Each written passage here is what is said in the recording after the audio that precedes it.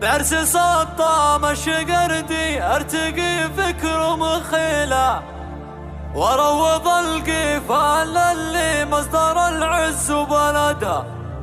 راعي الطلات حاز المجد بشبور طويله، بالفعول الوافيات اللي تشوش من شهدها، هلت بروق المسره والشعر فاض بجزيله، بيوم فيها العطر فاحب من لف الحفل وقصدها. مرحبا